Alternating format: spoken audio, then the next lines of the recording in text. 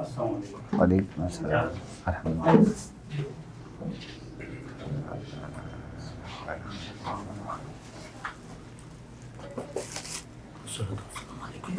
صلی اللہ علیہ وسلم.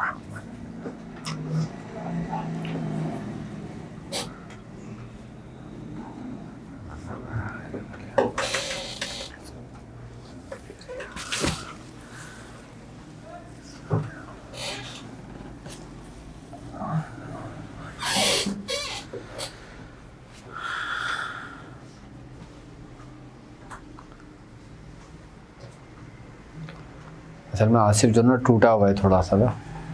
ہاں جبکہ وہ یورپ پورا ہو کر آئے. یورپ میں 2 دفعہ دبئی گیا تھا, وہاں سے پریشان رہا. گھر کے معاملات بھی اس کے بہت خراب ہیں. اللہ پاک آسانی کرنے والے ہیں. میرے پیچھے لگا ہوا تھا کہ وہ مجھے دستِ غیب دے دو. میں نے کہا کیا کرو گا بھائی دستِ غیب کا؟ کہہ رہا لوگوں کی خدمت کروں گا. میں نے کہا صحیح ہے. ہمارے ایک پیر بھائی کا انتقال ہو گیا, میں نے اس کو پھر ان کے بعد بھیج دیا. سلمان بابا, ہاں سلمان کے پاس. خیر سلمان نے بھی بڑی ریاضت کری تھی, بڑی محنت کری تھی اس نے بھی. اپنے کام میں پکا تھا وہ بھی نا. صلی اللہ تعالیٰ علیہ محمد وعلیہ.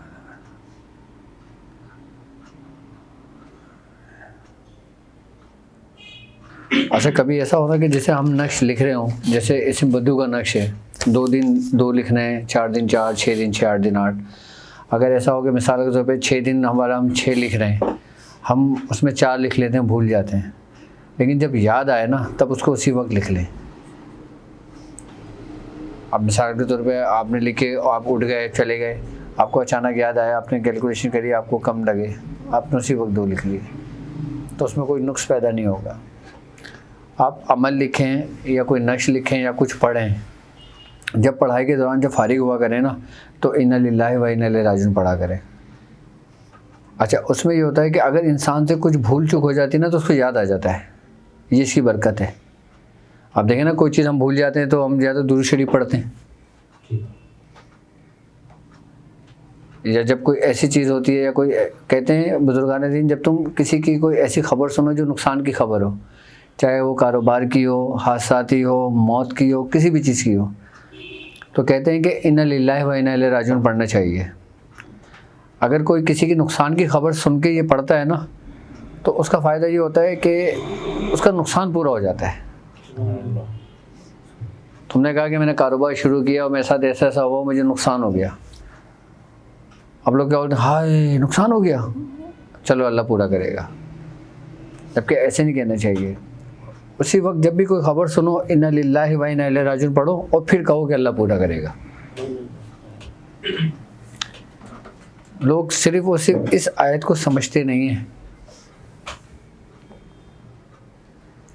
کہتے ہیں کہ جو شخص کاروباری معاملے میں لین دین کرتا ہے, تجارت کرتا ہے یا نوکری پیشہ ہے, کہتے ہیں کہ جب اس کے پاس کوئی سیلری آئے یا کوئی پیسہ آئے یا کوئی رقم آئے تو وہ بسم اللہ پڑھ کے سیدھے ہاتھ سے لے اور درود شریف پڑھ کے اپنے سامان میں رکھ دے, اور جب وہ خرچ کرے تو انا للہ و انا الیہ راجعون پڑھ کے خرچ کرے.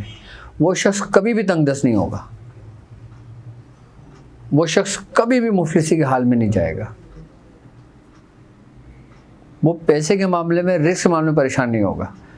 اگر کہتے ہیں اور یہ تجربہ ہے, یہ کر کے دیکھنا, آپ کسی کو 10 روپے دینا اور انا للہ و انا الیہ راجعون پڑھنا, آپ دیکھنا اسی وقت یا کچھ ہی دیر بعد یا کچھ ہی دن بعد آپ کو اس کا 10 گنا لوٹ کے مل جائے گا.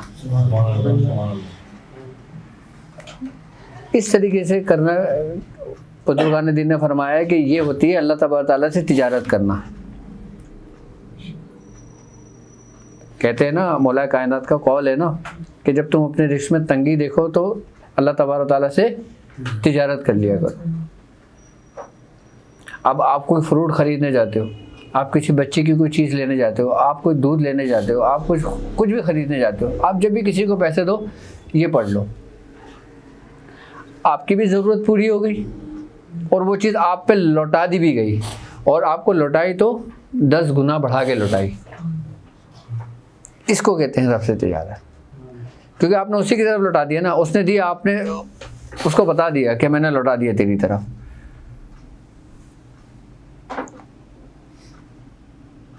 اور اگر کوئی صدقہ کرتے ہو، کسی کی مدد کرتے ہو، کچھ بھی دیتے ہو، آپ جب کوئی رقم کے لین دین کرو نا، آپ یہ پڑھ کے دیکھنا اور پھر مجھے بتانا کہ اس سے کتنا فائدہ ہوا۔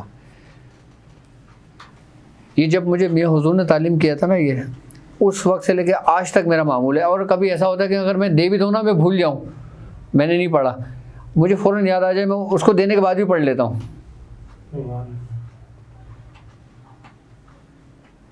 اس کو دینے کے بعد آپ نے دے دیا، آپ کو یاد نہیں رہا، آپ گھر آ گئے، ایک دم یہ خیال آیا، آپ نے فوراً پڑھ لیا۔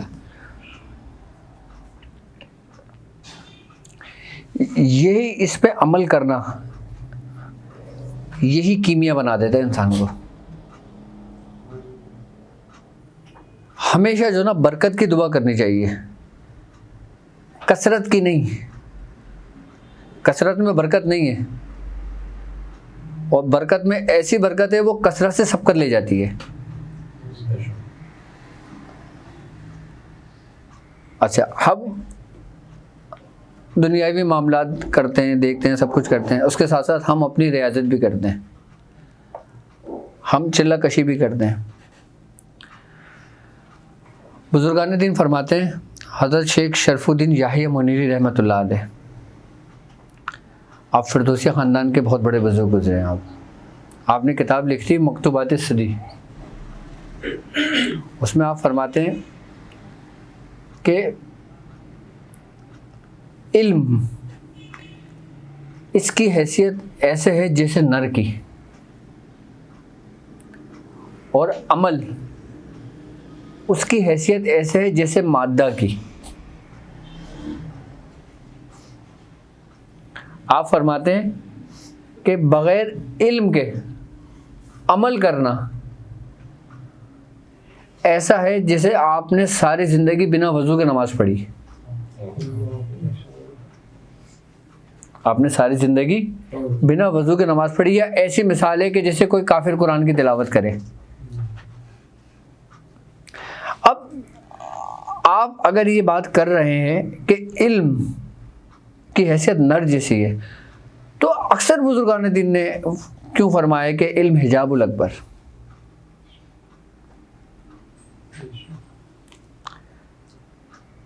کہ علم سب سے بڑا حجاب ہے۔ اگر علم حجاب ہے تو پھر آپ یہ بات کیوں کر رہے ہیں؟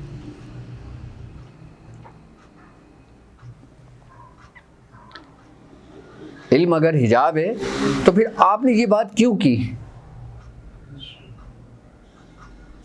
تو ہمیں جاننا یہ چاہیے کہ یہ علم کیا ہے کہ جس کے بارے میں ہمیں بتایا گیا، یہ کون سا علم ہے؟ یہ علم شریعت ہے، یہ دنیاوی علم ہے، یہ کیا علم ہے جو ہمارے ساتھ حجاب بن جاتا ہے؟ اور ایک جگہ کہہ رہے ہیں کہ اگر علم نہیں ہے آپ کو، اور آپ ریاضت کر رہے ہیں، اور ساری زندگی آپ نے چلے کرے، تو آپ کی مثال کیسی ہے؟ جیسے آپ نے بنا وضو کی نماز پڑھی۔ اگر علم کی ہم بات کرتے ہیں نا، تو علم دو طرح کا ہے،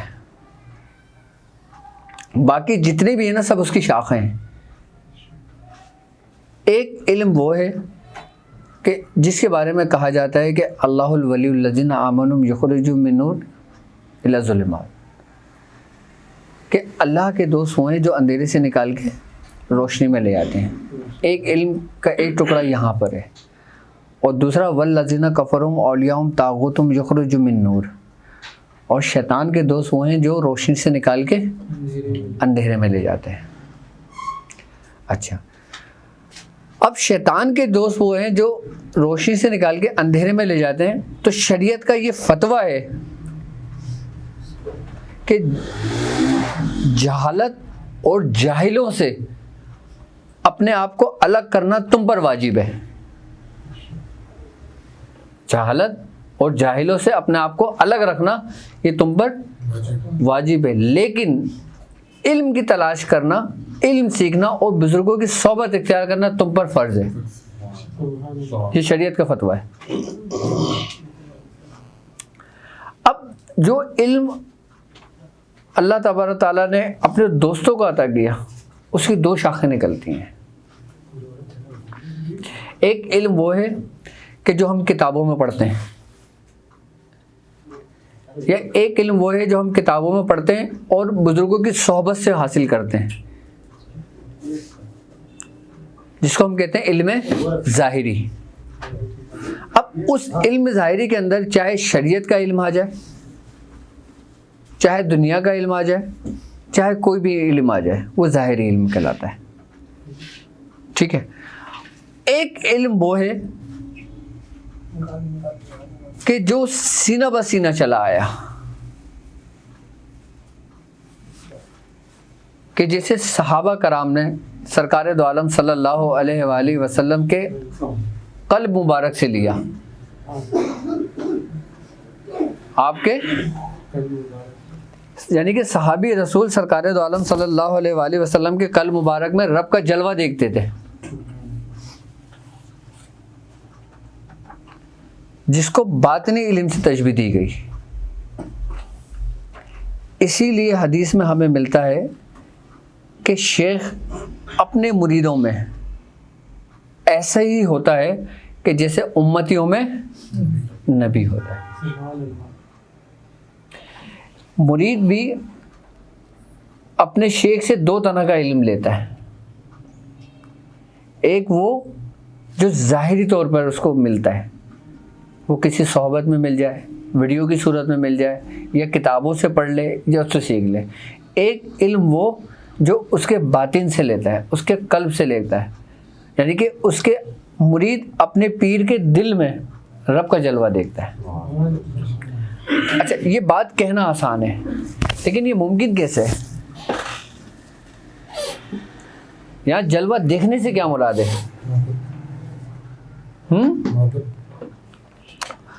محبت ہے تو دیکھ رہا ہے نا، اور جب محبت نہیں ہوگی تو دکھے گا بھی نہیں. اب وہ جو دکھ رہا ہے وہ کیا ہے؟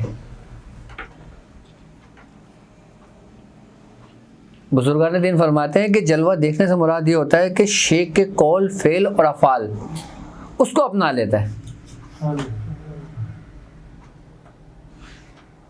جب وہ اس کو اپنے اندر اپنا لیتا ہے نا، پھر شیخ اس میں صلاحیت کر جاتا ہے. یعنی کہ بھی شیخ کا جو قلب ہوتا ہے نا، وہ پھر آئینہ ہے. پھر ہر شخص اپنا اس میں، اب تم بولو کہ میرا شیخ کامل ہے تو تم وہی عکس دیکھو گے. تم بولو کہ میرے شیخ نے میرا وقت برباد کیا ہے تو تم وہی دیکھو گے. اس کی مثال ایسے کہ جیسے سرکار دو عالم صلی اللہ علیہ وآلہ وسلم کی زندگی کا واقعہ ہے. آپ ایک جگہ سے گزر رہے تھے، حضرت ابوبکر صدیق رضی اللہ تعالیٰ عنہ آپ کے ساتھ تھے. ابو جہل آیا، اس نے آپ کو برا بھلا کہا کہ معاذ اللہ آپ ایسے ہیں، یہ ہیں، وہ ہیں، 10 اس نے باتیں کری. آپ نے خاموشی اختیار کی. آپ نے کہا تم صحیح کہہ رہے ہو. کیا کہا؟ وہ چلا گیا. ایک صحابی رسول آئے، انہوں نے حضور کو دیکھا اور آپ کی تعریفیں بیان کی. آپ نے فرمایا تم بھی صحیح کہہ رہے ہو. تو حضرت ابوبکر صدیق رضی اللہ تعالیٰ نے فرمایا کہ حضور یہ کیا ماجرا ہے؟ آپ نے ابو جہل کو بھی کہا تم صحیح بول رہے ہو، اور آپ نے ان صحابی کو بھی کہا تم صحیح کہہ رہے ہو. تو حضور نے فرمایا کہ تمہارا نبی تمہارے لیے آئینہ ہے، ہر اس میں اپنا عکس دیکھتا ہے وہ. اب ابو جہل نے اس میں اپنا عکس دیکھا تو اس نے وہی کہنا شروع کر دیا. صحابی نے انہوں نے اپنا عکس دیکھا تو انہوں نے وہ کہنا شروع کر دیا. تو پیر اپنے مرید کے لیے ایک آئینہ ہے. اچھا، کہتے ہیں کہ مرید ہونا بہت مشکل ہے.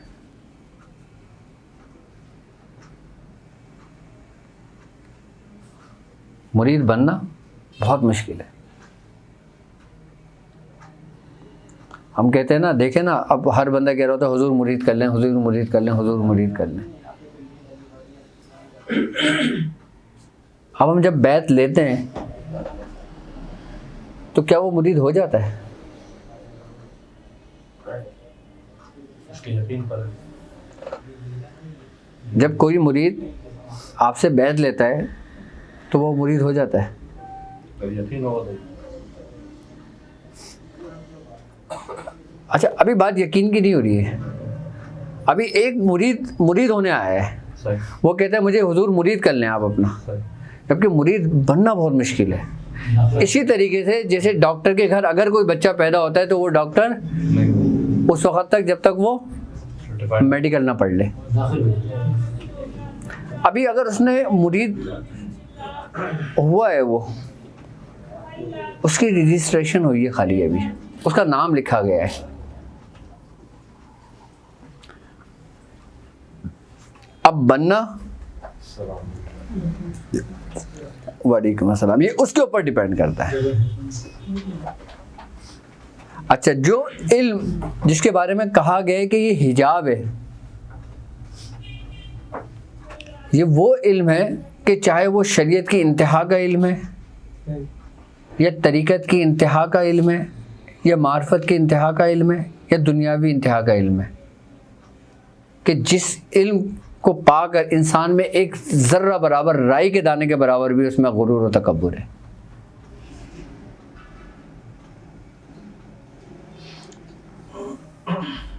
وہ حجاب ہے.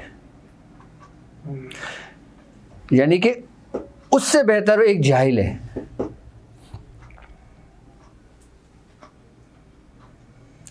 اس عالم سے بہتر ایک جاہل ہے.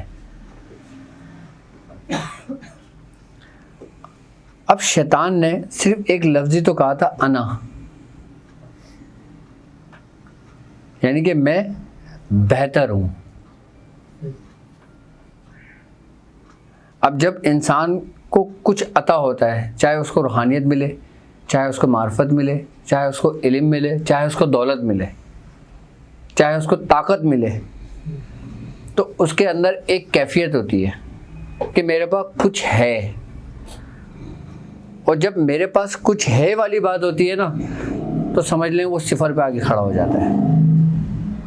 اور جو یہ کہتا ہے کہ میں کچھ بھی نہیں ہوں, اگر سلطان محمود ایاز کو اپنے در سے نکال دے اور وہ یہ کہتا کہ تو میرے در سے چلا جا, کہیں اور نوکری کر لے, تو محمود ایاز کا جواب کیا ہوتا؟ وہ چلا جاتا, یا وہ یہ کہتا ہے کہ حضور میرا آپ کے سوا کوئی ہے ہی نہیں.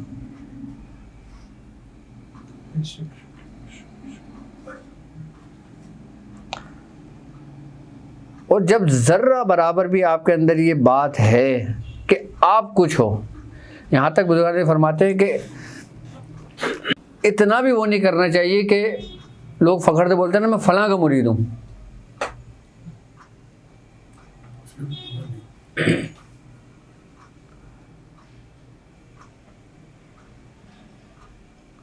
کہ میں فلاں کا مرید ہوں.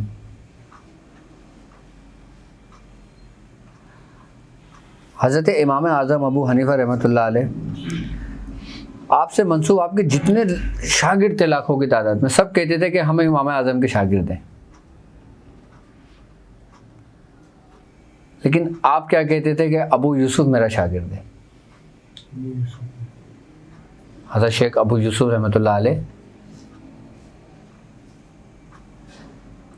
جو آپ کے بعد آپ سے سلسلہ جو چلا, کہ جب آپ چھوٹے تھے, آپ بچوں کے ساتھ کھیل رہے تھے مٹی میں, پانی میں, تو حضرت امام اعظم ابو حنیفہ رحمۃ اللہ علیہ آپ گزر رہے تھے, آپ نے فرمایا بچوں آرام سے کھیلو, گر جاؤ گے. تو جس میں مولانا ابو یوسف رحمۃ اللہ علیہ نے فرمایا تھا کہ حضور ہماری فکر چھوڑیں, اگر ہم گرے تو ہمیں چوٹ لگے گی, آپ تھوڑا خیال سے چلیں, اگر آپ گرے نا تو عالم اسلام کو چوٹ لگے گی. آپ نے فرمایا یہ عام بچہ یہ بات نہیں کہہ سکتا. آپ نے اٹھا کے اس کا ہاتھ پکڑ لیا, پھر آپ اسے ماں باپ کے پاس لے کے گئے, ان سے اجازت لی, ان سے پھر ان کی تربیت کری. دیکھیں آج دنیا میں کس کو پہچانتے ہیں لوگ. آپ نے کبھی بھی اپنے منہ سے کچھ نہیں کہا, لیکن آپ کے فعل سے, آپ کے عمل سے, آپ کے اعمال سے, آپ کی جتنی بھی تصانیف ہیں ان سے لگتا ہے کہ وہ کون تھے.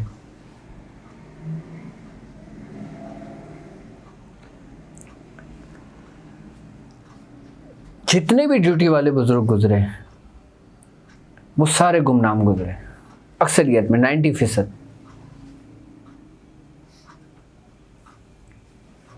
کیا ان کو یہی نہیں پتا ہوتا کہ ان کے پاس حصہ کس سلاسل کا ہے، کس خانوادے کا ہے۔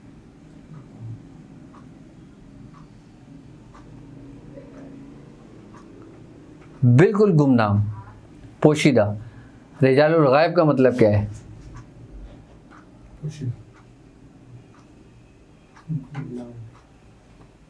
اور جتنے بھی ظاہری ہیں سب ہمارے سامنے، کوئی کتب ہے، کوئی ابو الوقت ہے، کوئی غوث ہے، کوئی سب کچھ ہے، اور جو بیچارے گمنام ہیں وہ کچھ بھی نہیں ہے۔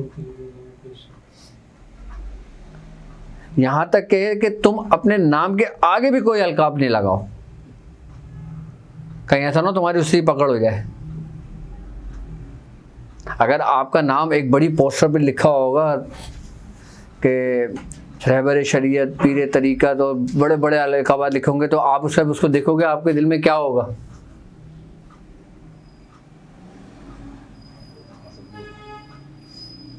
آپ کی کیفیت ہوگی نا، کیفیت ہی تو حضور کا نام ہے۔ چاہے آپ ظاہر نہیں کر رہے، لیکن باطن کے اندر تو آپ کے جو ایک سلسلہ چل رہا ہے وہ تو اس سے وقفیت رکھتا ہے نا۔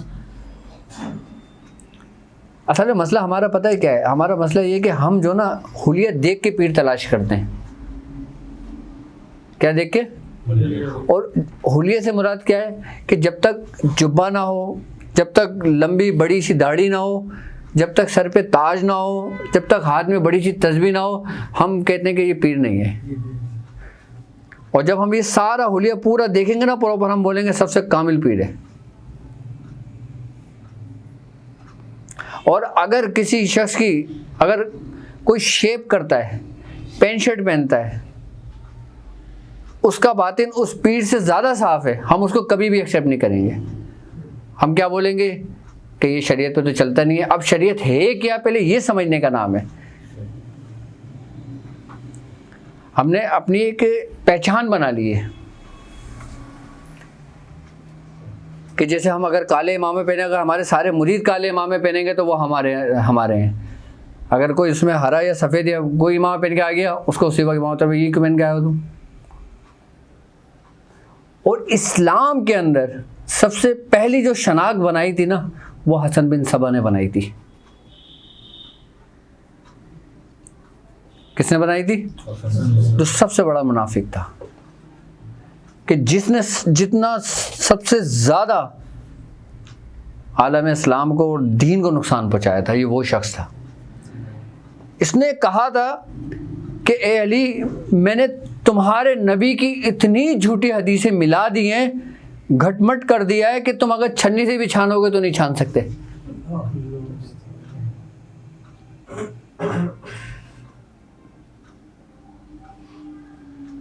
اور ہم کیا دیکھتے ہیں؟ حلیہ۔ ہم تقوی نہیں دیکھتے، کیونکہ تقوی نظر نہیں آتا نا۔ تقوی کا تعلق ظاہر سے نہیں ہے۔ اور تم میں سب سے بہترین شخص کو ہے کہ جس کا تقوی اچھا ہے، کہ ہدی للمتقین الذین، یہ قرآن آپ کو پہلے ہی رکوع میں کہہ رہا ہے کہ ہدایت ان لوگوں کے لیے ہے جو تقوی اختیار کرتے ہیں۔ باقی یہ نہیں کہا کہ ہدایت ان لوگوں کے لیے جو نماز پڑھتے ہیں، ہدایت ان لوگوں کے لیے جو اچھے کام کرتے ہیں، ہدایت ان لوگوں کے لیے جو یہ کرتے ہیں، ہدایت ان لوگوں کے لیے جو یہ کرتے ہیں، ہدایت ان لوگوں کے لیے جو اس کی پیروی کرتے ہیں۔ کس کے لیے؟ اب یہ تقوی کیا ہے؟ مرید کے لیے سب سے پہلے جس کو اختیار کرنے کا حکم ہے وہ ہے تقوی۔ اچھا، یہ تقوی ہی ہے جو مرید ایک دوسرے کے اوپر سبقت لے جاتے ہیں۔ اس لیے سبقت نہیں لے جاتے کہ اس کی دنیا اچھی ہے تو یہ مرید زیادہ اسٹرانگ ہے تو اس کو پہلے وہ بلا لو، باقی جو مرید بیٹھے ہیں ان کو بعد میں بلائیں گے۔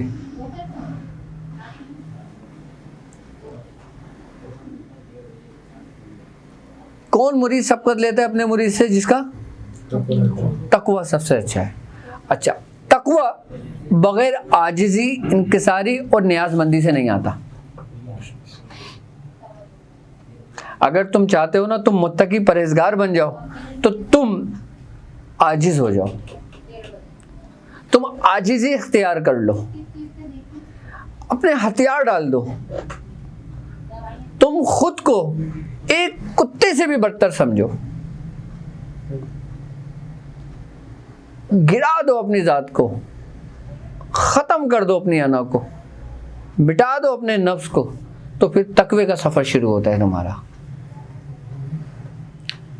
اور حضرت شیخ ابو بکر شبلی رحمۃ اللہ علیہ فرماتے ہیں کہ میں نے رب کو پانے کا سب سے مختصر ترین جو راستہ اختیار کیا نا وہ تھا عاجزی اور انکساری کا۔ تم بڑے بڑے جبوں کے ذریعے، بڑے بڑے تاجوں کے ذریعے، بڑے بڑے ریاضتوں کے ذریعے، بڑے بڑے اس کے ذریعے آپ اس مقام کو نہیں پہنچ سکتے جس مقام کو ایک کلین شیو یا ایک نوجوان عاجزی، انکساری اور تقوی اختیار کر کے اس مقام کو پہنچ سکتا ہے۔ ہم کہتے ہیں نا کہ محبت کے راستے سے آؤ، محبت کے راستے سے آؤ، محبت کے راستے سے یہ نہیں کہ محبت کرتے کرتے کرتے ہم پہنچ گئے، ایسے نہیں پہنچتے۔ محبت کرتے کرتے محبت بھی کاذب ہوتی ہے اس وقت تک کہ جب تک وہ آپ کے اندر انکساری اور نیاز مندی نہیں دیکھتی۔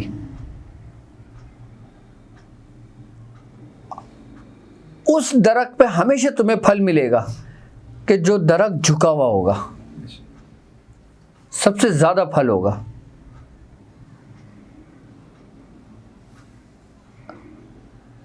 اچھا، آپ کا عمل بغیر علم کے بالکل ایسے ہی ہے کہ جیسے ایک درخت بغیر پھل کے۔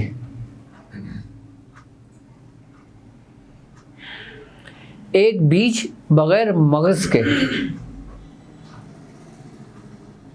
ایک بیج بغیر مغز کے، کہ جس میں کوئی پھول نہیں آئے گا، جس میں کوئی پتا نہیں آئے گا،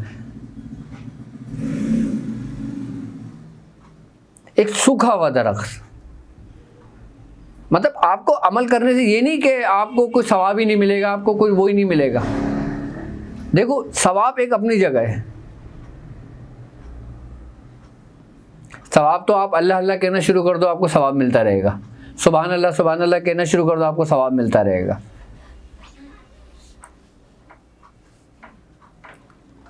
اولیاء کرام نے کوئی بھی کام اگر کیا ہے نا تو ثواب کے لیے نہیں کیا ہے، ثواب تو ایک تحفہ ہے ان کا جو ان کو ملنا ہی ملنا ہے، چاہے وہ لیں یا نہ لیں۔ یہاں تک کہ اولیاء کرام ہے کہ جن کے بارے میں تاریخ میں یہ ملتا ہے کہ اگر روز میں اللہ تبارک تعالیٰ مجھے جنت دے گا تو میں جنت میں نہیں جاؤں گا، کہوں گا کہ مجھے میرے رب کا، میرے محبوب کا دیدار کافی ہے میرے لیے۔ یہاں تک کہ حضرت رابعہ بصری رحمۃ اللہ علیہ کا ایک واقعہ ہے کہ آپ ایک ہاتھ میں آگ اور ایک ہاتھ میں پانی لے کے دوڑے جا رہی تھی۔ حضرت امام حسن بصری نے فرمایا، رابعہ کہاں جا رہی ہو؟ آپ نے فرمایا کہ یہ پانی ہے، میں اس سے جہنم کی آگ کو بجھانے جا رہی ہوں کہ جو لوگ جہنم کے خوف سے اس کی عبادت کرتے ہیں، اور یہ آگ میں اس جنت کو جلانے جا رہی ہوں کہ جو لوگ جنت کے شوق میں عبادت کرتے ہیں۔ تو آپ نے فرمایا پھر کس لیے عبادت کریں اس کی؟ کہا اس کے لیے کیوں نہیں کرتے؟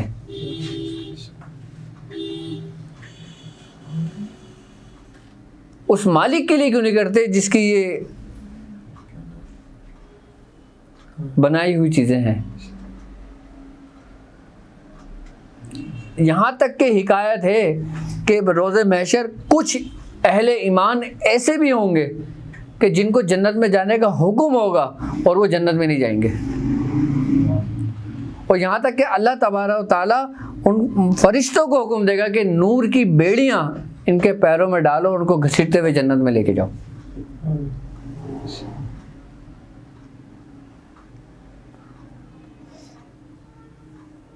وہ لوگ نہیں ہیں جو ریاضت کے مقاموں سے پہنچے ہیں۔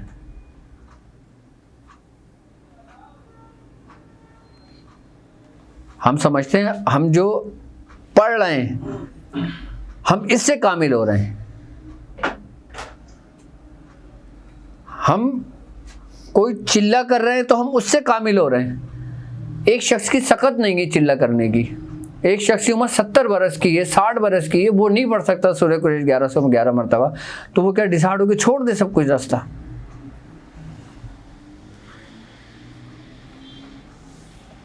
ایک عورت ہے نہیں پڑھ سکتی، تو ان کو کون سا راستہ اختیار کرنا چاہیے؟ علم سے مراد یہ ہوتا ہے کہ تم جو کر رہے ہو نا اس کے بارے میں جاننا. اب تم سورہ قریش پڑھ رہے ہو، تم سورہ قریش کے بارے میں کیا جانتے ہو؟ تم جو فیل کر رہے ہو تم اس کے بارے میں کیا جانتے ہو؟ تم خود یہ کام کر رہے ہو تو تم خود کے بارے میں کیا جانتے ہو؟ یہ ہے اصل علم جس کے بارے میں کہا گیا ہے کہ علم نر ہے. وہ کتابی علم نہیں جو دنیاوی کتابوں کا ہے.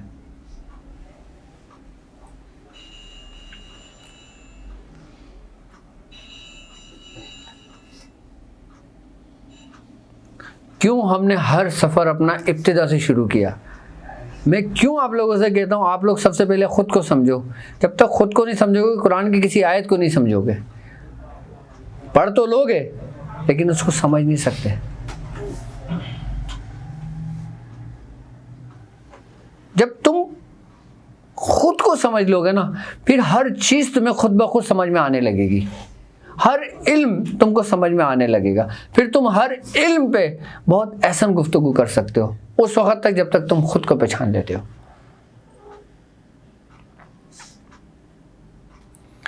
اب ہم خود سے غافل ہیں اور بھروسہ کر رہے ہیں ایک لاٹھی پر.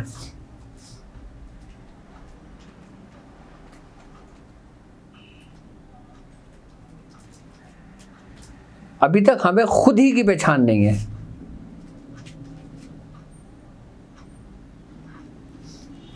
مرید کا سب سے ابتدا کا جو سفر ہوتا ہے نا وہ چلہ کشی سے نہیں ہوتا.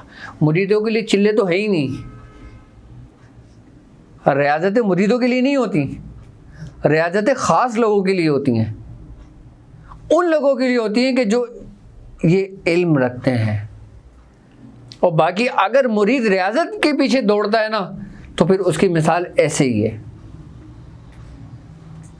کہ وہ درخت تو گھنا بن جائے گا لیکن اس سے کوئی پھل نہیں نکلے گا.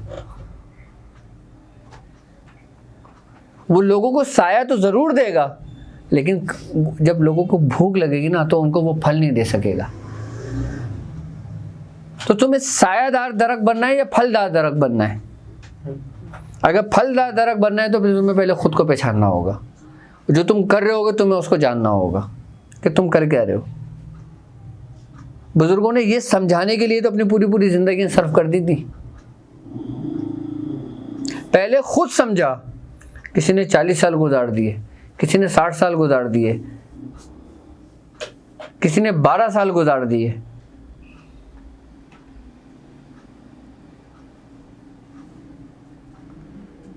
یہ خودی جو ہے نا یہی سب کچھ ہے.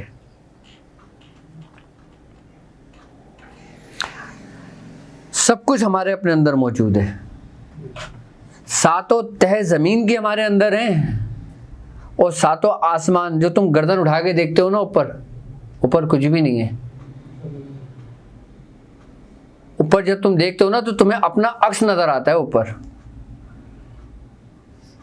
تو ساتوں آسمان بھی تمہارے اپنے اندر ہی ہیں. تمہاری جنت بھی تمہارے اندر ہے، تمہاری دوزخ بھی تمہارے اندر ہے. ایسی تھوڑی کہا ہے بزرگوں نے، ایسی تھوڑی حدیث ہے کہ جس نے پہچانا اپنے نفس کو اس نے پہچانا اپنے رب کو. ایسے تھوڑی کہا اس نے کہ میں تمہارے شہ رگ سے قریب ہوں. اصل میں ہم نے سمجھا ہی نہیں ہے.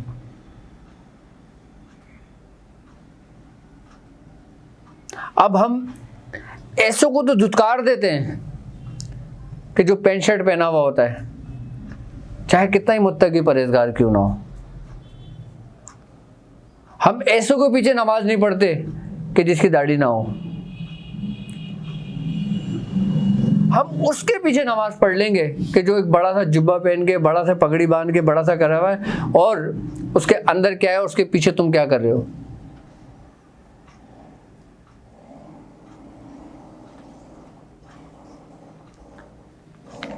میاں حضور کے ساتھ کے ایک بزرگ تھے.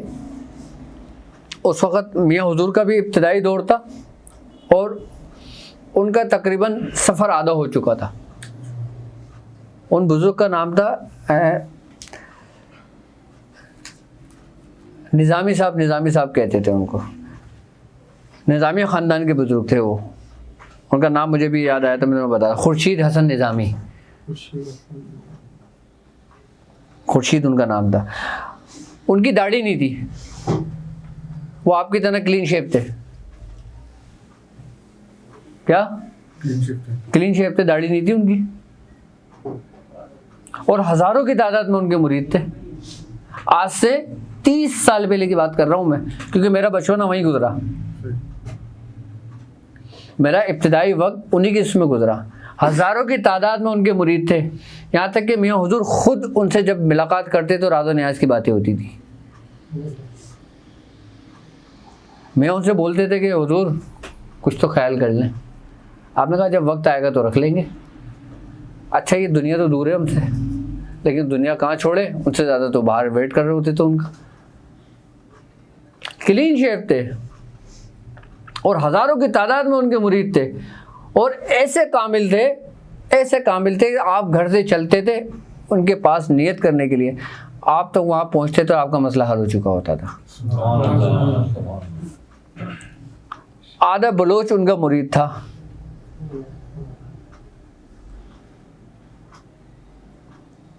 کیا ان کو شریعت کا نہیں پتا تھا؟ جبکہ صاحب حال بزرگ تھے. ایسا بھی نہیں کہ وہ مجذوب تھے. اور ان کی ریاضت اور عبادت کا یہ عالم تھا کہ جب مغرب کی اذان ہوتی تھی تو وہ اپنے حجرے میں چلے جاتے تھے, اور جب فجر کی اذان ہوتی تو وہ حجرے سے باہر نکلتے تھے. اور دعائے حزب البحر کے سب سے بڑے عامل تھے وہ. مجھے دعائے حزب البحر کی اور دعائے خاص کی اجازت خورشید حسن نظامی سے ان کے وفات کے 10 سال کے بعد ہوئی.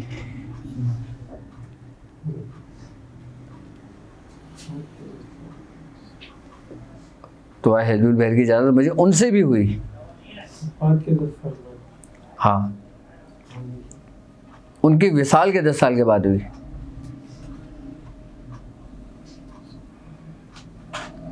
ایسے بزرگ تھے وہ. کیا کہ انہوں نے اپنے من کے کو ریاض کیا.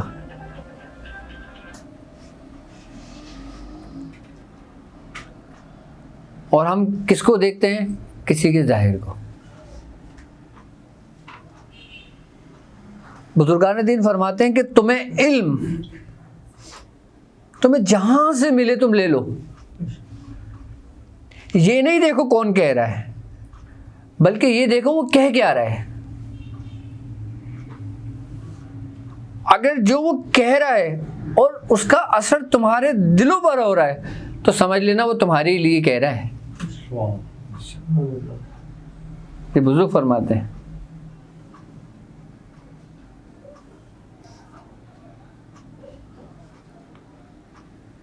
اچھا, جب ہم اپنی ہستی کو فنا نہیں کرتے, اپنے آپ کو نہیں مٹاتے,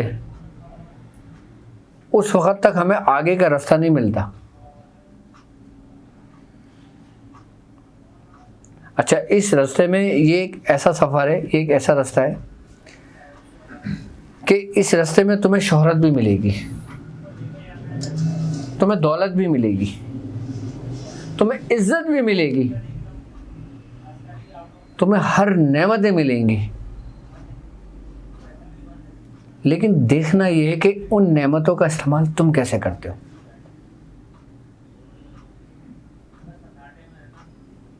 ان نعمتوں کا استعمال تم کیسے کرتے ہو. حضور نے اپنی زندگی کا ایک حصہ ایسے گزارا کہ آپ 2-2 3-3 دن فاقے سے ہوتا ہوا کرتے تھے, یہاں تک کہ صرف کھجور اور پانی تناول فرمایا کرتے تھے. اور ایک وقت ایسا بھی گزارا کہ مال اور اسباب اور اس کی اتنی کثرت تھی بیت المال میں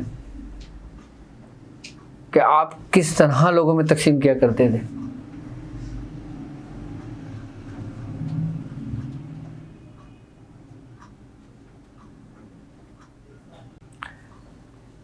تو شریعت کیا ہوئی, طریقت کیا ہوئی, اور اس کی معرفت کیا ہوئی. یعنی کہ حضور نے جو کہہ دیا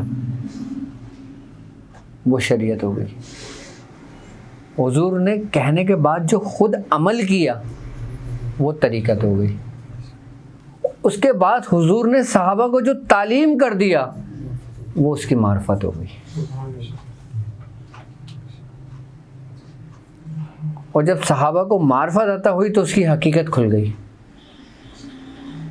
اور جب حقیقت کھلی تو پھر وحدانیت ہی وحدانیت تھی.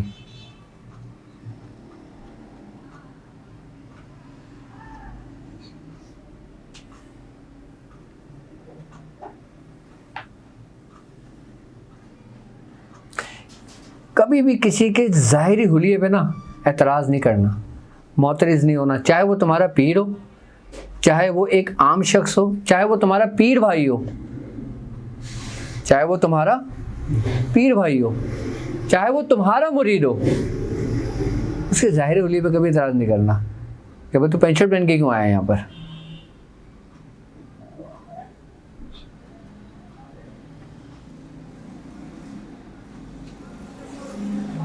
لا اقرا فی الدین, کہ ہمارے دین میں زبردستی نہیں ہے.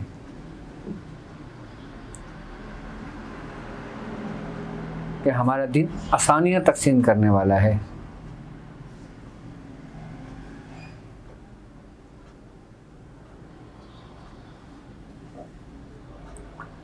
آپ دیکھ لیں,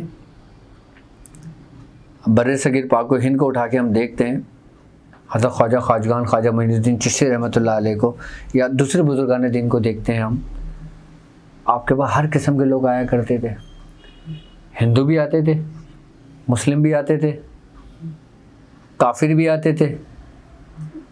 آپ کی تاریخ میں کبھی ملتا ہے کہ آپ نے کسی ہندو کو بھگایا کہ بھائی تیرا یہاں کیا کام, تو کیوں آیا ہے؟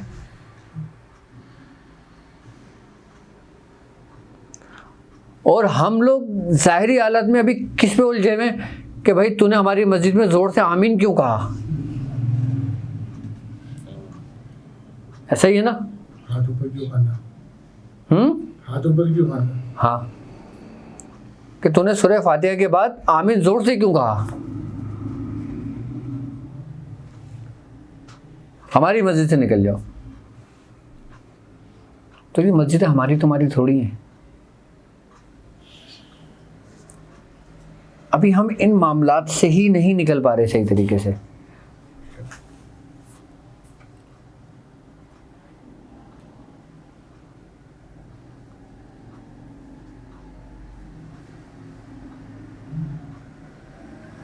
جب ہم ان معاملات سے نکلیں گے تو ہم آگے کا سفر کریں نا.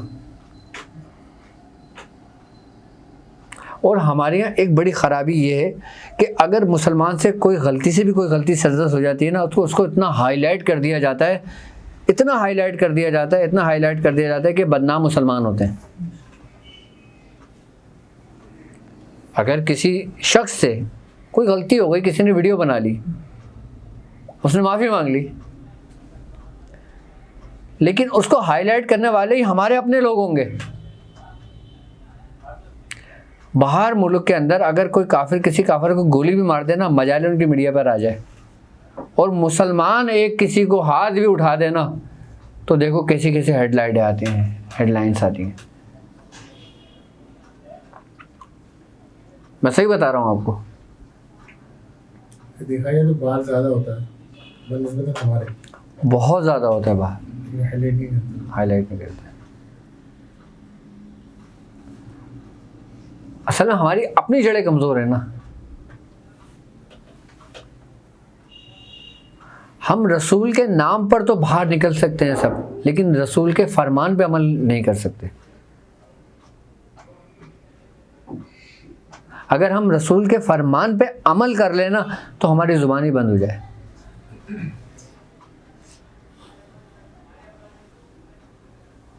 کیوں؟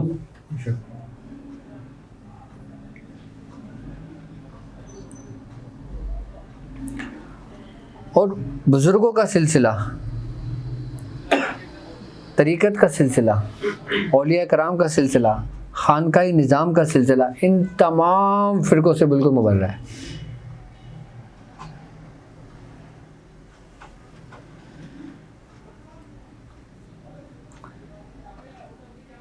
کیوں؟ کیونکہ اولیاء کرام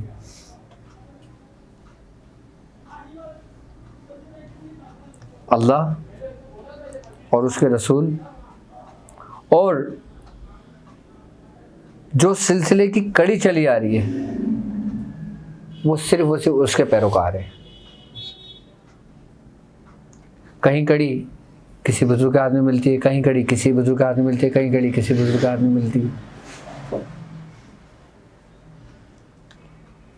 ہمارے پاس اہل حدیث بھی آتے ہیں, دیوبندی بھی آتے ہیں, سنی بھی آتے ہیں, عیسائی بھی آتے ہیں, ہندو بھی آتے ہیں. ابھی ایک آئے ہوئے تھے امریکہ سے, تو ان کا ایک پورا پروگرام ہوا تھا, وہ دعوت نامہ دے کے گئے تھے مجھے.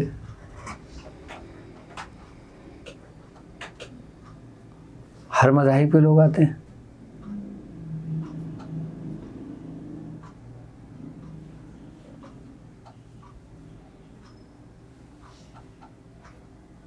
تو اس صورت میں ہمارے بزرگوں نے کیا کیا؟ جو جس مقصد کے لیے آیا نا اس کے لیے وہی دعا کی. کیا؟ جو جس مقصد کے لیے آیا نا اس کو وہ دعا کی. اب میں آپ کو اپنے ہی بزرگ کے ایک واقعہ بتاتا ہوں. ہمارے دادا تھے خواجہ مظفر حسین شاہ صاحب. ان کے بارے میں یہ تھا کہ ان کو 3000 احادیث عربی میں یاد تھیں.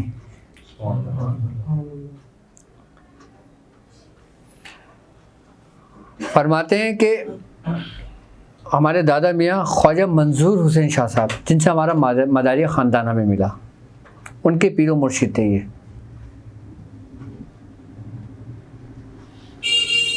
آپ طوائف کے گھر چلے گئے تھے.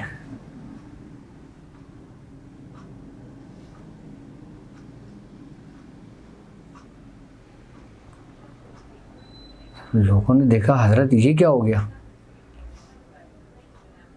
تو جتنے بھی آدھے لوگ تھے وہ چھٹ گئے تھے, آدھے رہ گئے تھے. لوگوں نے کہا حضور یہ جگہ آپ کے لیے نہیں ہے, یہ تو اس کا گھر ہے, یہ تو اس کا کمرہ ہے. آپ نے فرمایا کہ نہیں, اب ہمیں یہاں سکون ملتا ہے, اب آج سے یہ ہمارا حجرہ ہے. تو لوگوں نے کہا حضور آپ کا حجرہ کیسے ہو گیا؟ کچھ وقت آپ نے اس میں گزارا, آدھے سے زیادہ لوگ چھٹ گئے تھے.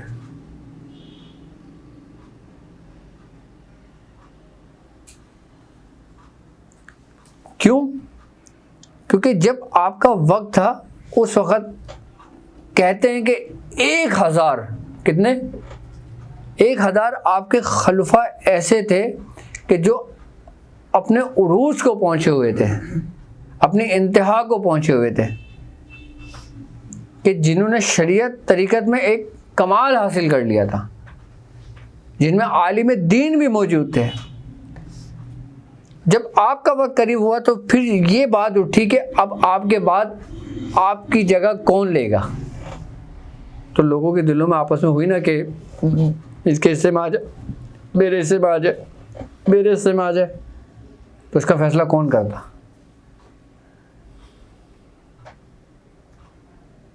آپ نے بھی سوچا کہ میں فیصلہ کیسے کروں,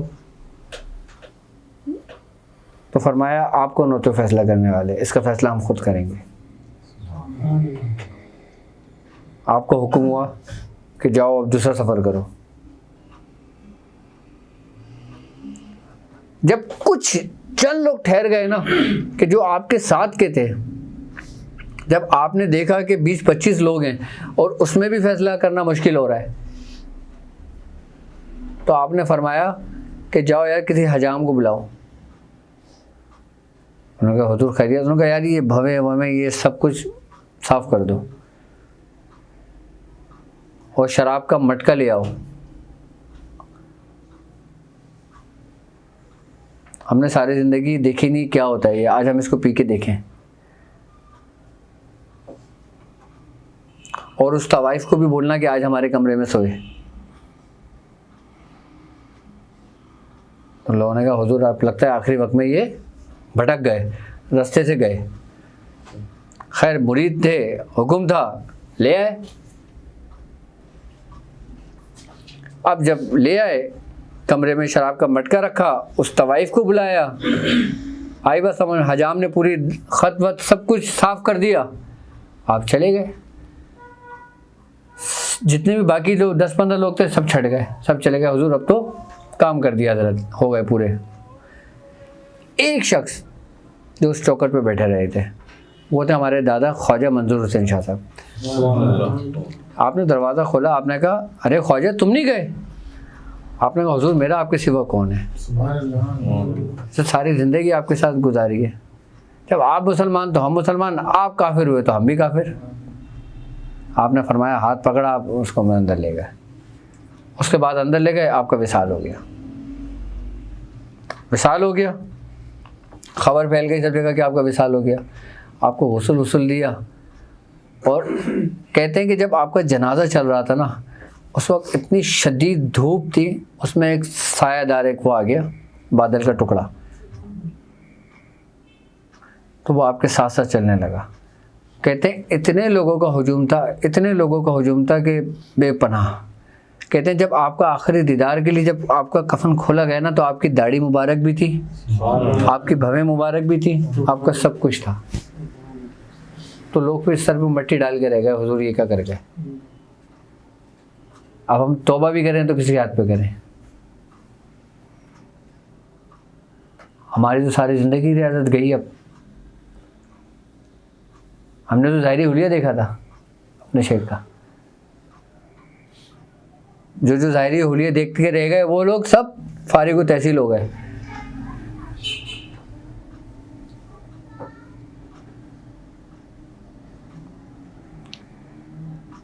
یہ واقعہ میں حضور سناتے ہیں اور فرماتے ہیں جب خواجہ منظور حسین شاہ صاحب آپ کی مسند پہ آگے بیٹھے تو آپ کے پاس ایک طوائف آ گئی. آپ سے کہنے لگے حضور میرا دھندا نہیں چل رہا, مجھے کوئی تعویذ واویز دے دیں. اب میں کہا اچھا. آپ نے اٹھایا ایک پرچہ, اس کو ایسے فولڈ کیا, اس کو دے دیا کہ جا اپنے پاس رکھ لے. کچھ عرصے کے بعد آئے مٹھائی وٹھائی لے کے, ہار پھول لے کے, پیسے لے کے کہ حضور بڑا چل رہا ہے. اب لوگوں نے کہا یار یہ کیا مسئلہ ہے آپ کے مریدوں نے.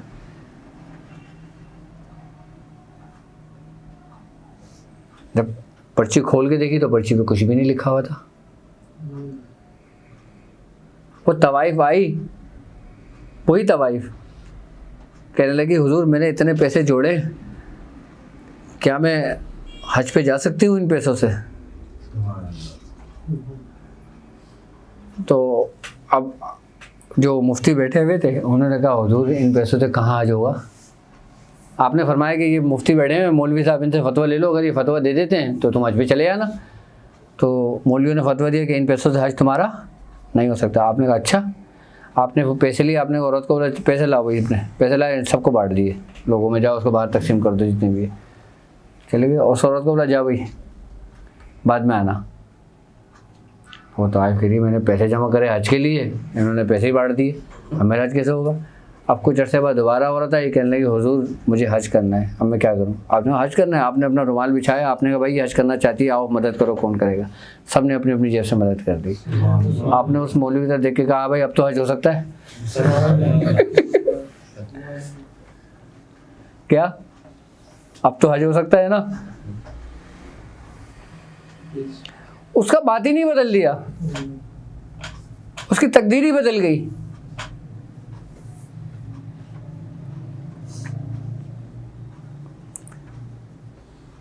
تو کبھی بھی جو نا ایک بات یاد رکھنا کہ ہم نے صرف اور صرف اپنے اندر جو نا اگر خود کو پہچاننے تک پہنچنا ہے تو تمہاری سب سے پہلی سیڑھی جو ہے نا وہ عاجزی انکساری کی ہے، سب سے پہلی سیڑھی۔ دیکھو محبت ہوئی، تم مرید ہوئے، آئی بس سمجھ میں؟ اب تمہارے اندر عاجزی انکساری آئی۔ عاجزی سے مراد یہ ہوتا ہے کہ انسان اپنا ختم کر دیا اس نے۔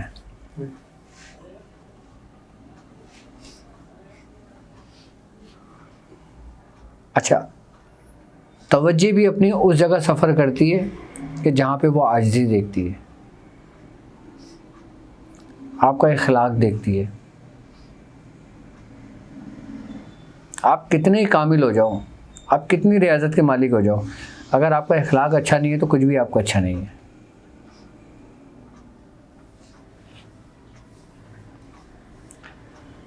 کہتے ہیں کہ جب انسان اپنا سب کچھ وار دیتا ہے، یعنی کہ اپنے آپ کو ختم کر دیتا ہے، تو پھر محبت اس کو اپنی باہوں میں لے کر پھر سفر کرتی ہے۔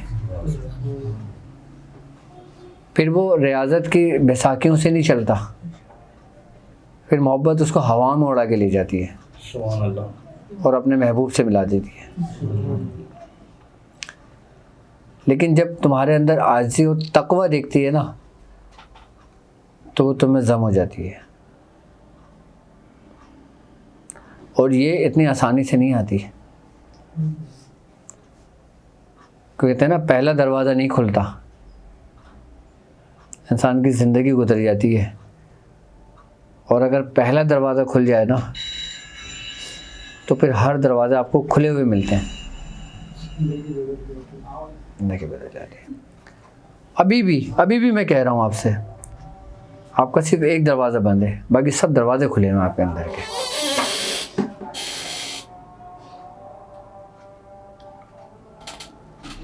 اب ہم لوگ کیا کرتے ہیں؟ ہم لوگ یہ سمجھتے ہیں کہ چلہ کشی سب کچھ ہے، ریاضت ہی سب کچھ ہے۔ اب ایک مرید آپ سے سلسلے میں داخل ہوا ہے، اس کی مثال ایسے جیسے بچے کی ہے، مرید بچہ ہی ہے نا ایک، ٹھیک ہے، اور خوراک آپ بچوں کے حساب سے ہی بچوں کو دو گے۔ آپ کسی جوان کی خوراک ایک چھوٹے 2 مہینے 1 مہینے بچے کو تو نہیں دو گے اس کو۔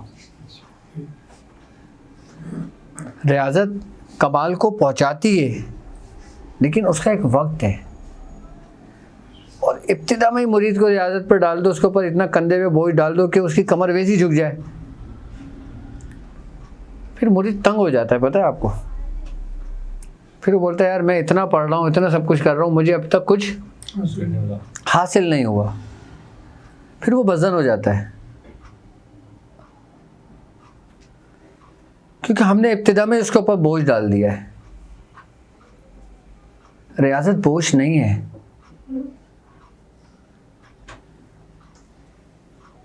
اب ہم نے ایک سفر شروع کیا اپنا تاک ہیلنگ کا، اس میں آپ یقین کرو گے اتنا کم تعداد میں، اس کو بھی صرف اتنی کم تعداد میں کہ آپ کو پڑھنے میں بھی 10 منٹ لگے، بس کافی ہے۔ کیا کافی ہے؟ پہلے اس کو سمجھ لو، جب اس کو سمجھ لو گے تم کیا کر رہے ہو، اس علم کو جان لو گے،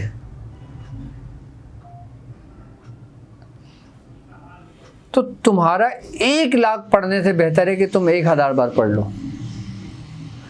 کیوں کہا جاتا ہے کہ ایک عالم کی 2 رکعت نماز نفل، جاہل کی 1000 رکعت نماز نفل پڑھنے سے بہتر ہے، جبکہ نفل تو وہ بھی پڑھ رہا ہے نا، ثواب تو اس کو بھی مل رہا ہوگا۔ کیوں کہا ہے؟ اسی لیے بزرگان دین فرماتے ہیں ریاضت میں بھی کہ علم کے ذریعے، سمجھ کے ذریعے اس کو پہچان کر کے آپ ایک تسبیح اگر پڑھو نا تو تمہارے لیے کافی ہے۔ کہتے ہیں حضرت بابا فرید مسعود گنج شکر رحمۃ اللہ علیہ، آپ اپنے شیخ سے نہیں ملے تھے، آپ 14,000 بار سورہ اخلاص روز پڑھتے تھے، جب آپ اپنی شیخ کی بارگاہ میں گئے، شیخ نے کہا حضور کیا کرتے ہو بابا؟ آپ نے فرمایا 14,000 دفعہ سورہ اخلاص روز پڑھتا ہوں۔ آپ نے کہا اچھا یہ تو بہت زیادہ ہے، چلو تم ایک کام کرنا، ایک تسبیح پڑھ کے آنا آج رات۔ پوری رات گزر گئی، آپ سے ایک تسبیح نہیں پڑھی گئی سودانے کی، کیسا ہوتا ہے نا واقعہ؟ ہے؟ کیسا ہوتا ہے؟ کیا تھا یار وہ پھر؟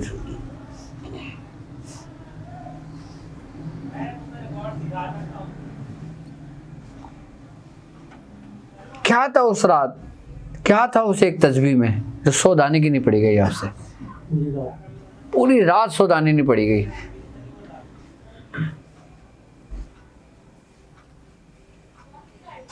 اور مولا کائنات فرماتے ہیں آپ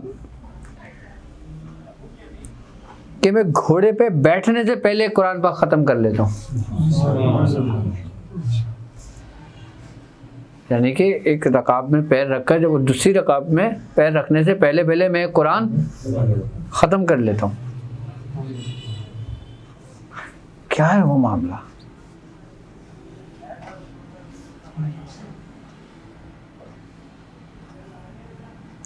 آپ نے فرمایا اے زمین والوں، مجھ سے پوچھو اس علم کے بارے میں کہ جو میں جانتا ہوں، میں زمینوں سے زیادہ آسمانوں کے راستے جانتا ہوں۔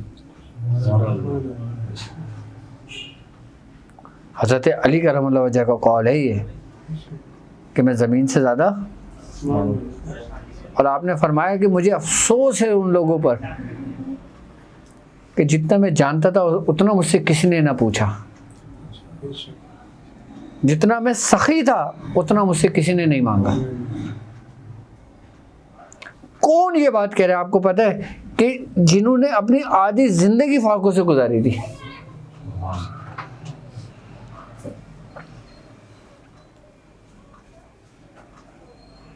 کیسا وہ گزارا تھا آپ نے؟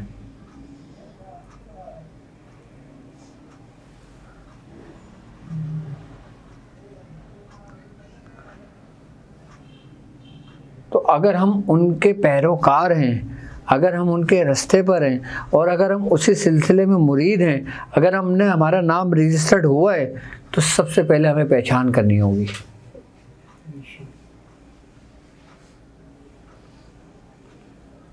اور ہم یہ سمجھتے ہیں کہ سبق سے پہچان ہوتی ہے۔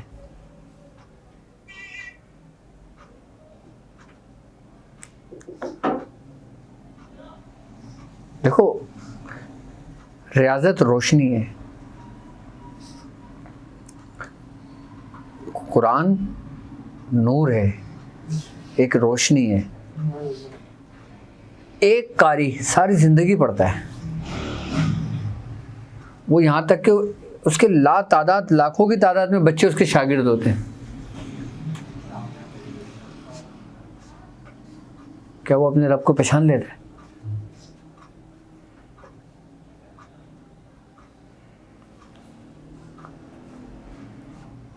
آپ نے میڈیکل پڑھا، 5 سال 8 سال 10 سال گزار کے آپ نے دنیاوی علم حاصل کرا، کیا آپ نے رب کو پہچان لیا؟ حضرت امام اعظم ابو حنیفہ رحمۃ اللہ علیہ فرماتے ہیں، آپ فرماتے ہیں کہ اگر مجھے امام کی صحبت یہ جو 2 سال کی مجھے ملی، اگر مجھے نہ ملتی تو نعمان بن ثابت ہلاک ہو جاتا، جبکہ آپ نے پوری زندگی تقوی میں گزاری تھی، آپ نے پوری زندگی عبادت اور ریاضت میں گزاری تھی، تو پھر وہ پہچان کیا تھی، وہ علم کیا تھا؟ فرماتے ہیں نا آپ کہ آپ نے آخری وقت جو امام کی صحبت میں گزاری تھی، امام جعفر صادق رضی اللہ تعالیٰ عنہ کی صحبت میں گزارا تھا، کہ اگر مجھے 2 سال مجھے نہ ملتے تو پھر وہ کیا تھا؟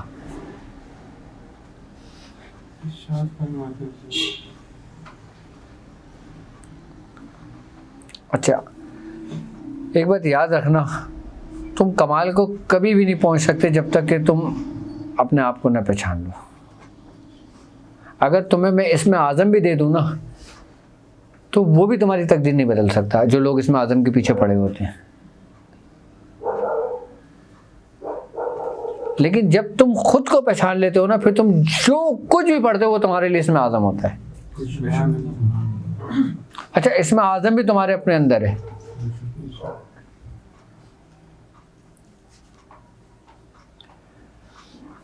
ابھی ہمارا نیا سفر ہے، ابھی ہم نئے مرید ہوئے ہیں، تو اس لیے ہم نے ابتدا کا سفر کرنا ہے، انتہا کا نہیں. ابتدا ہمارے اختیار میں ہے، انتہا ہمارے اختیار میں نہیں ہے. لیکن جو بندہ ابتدا میں چل دیا اس سفر پہ، اس کا ہاتھ پھر اپنے شیخ کے ہاتھ پہ چلا گیا. اس کا شیخ ہو یا نہ ہو، پھر اس کے ہاتھ اس کے شیخ کے ہاتھ میں چلا گیا. اور پھر جو کڑی چلتی ہوئی چلی گئی نا، پھر اس کی تربیت کوئی بھی بزرگ اپنے سر پر لے کے کر دیتا ہے. لیکن جب وہ اس میں عاجزی دیکھتا ہے، جب وہ اس میں تقوی دیکھتا ہے، جب وہ اس میں پرہیزگاری دیکھتا ہے. آپ نہیں کرو چلے، آپ نہیں کرو ریاضتیں، آپ اپنے اندر یہ 3 صفت پیدا کر لو، آپ صرف اس پہ عمل کر لو، آپ کامل ولی بن جاؤ گے.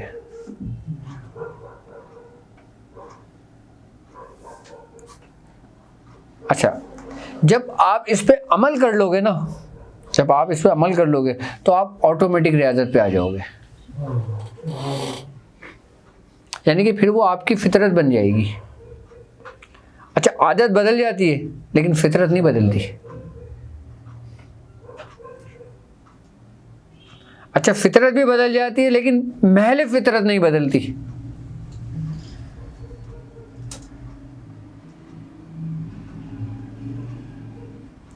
اسی لیے کہتے ہیں کہ ایک ہوتا ہے پڑھنا، ایک ہوتا ہے سمجھنا، ایک ہوتا ہے اپنے اندر اتارنا.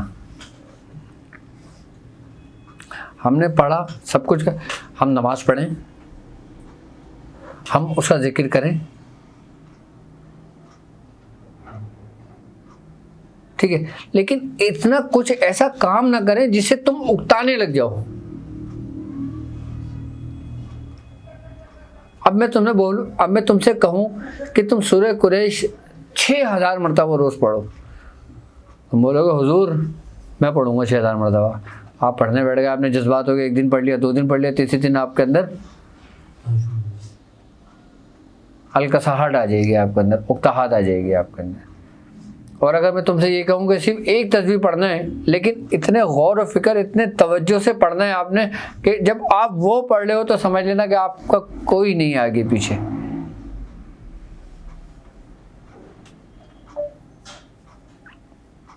وہ ایک تسبیح پڑھنا تمہارے لیے بہتر ہے. اور ایک بات اور کہ جب ہمارے یہاں کبھی شب معراج آتی ہے، شب برات آتی ہے، محرم آتے ہیں، ہر بندہ اس کے عمل کے پیچھے لگ جاتا ہے. میں بارہا کہتا ہوں کہ ایسا نہیں کرنا چاہیے. شب معراج کی شب ہے، تم کو اس سے کیا فائدہ؟ اگر تم کوئی عمل بھی کر لیتے ہو تو تمہیں اس کا کیا فائدہ؟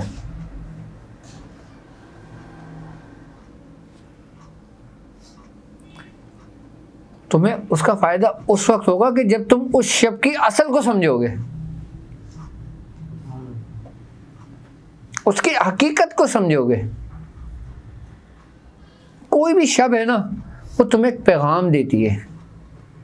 ہر شب تمہارے لیے شب برات ہو سکتی ہے اگر تم اس کے راز کو پالو،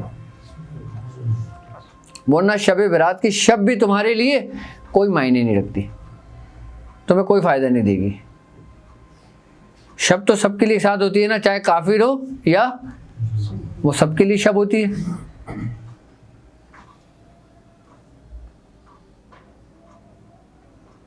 جب وہ شب خالی تمہیں اگر تمہاری تقدیر بدل دے تو پھر کافر کی نہیں بدل سکتی.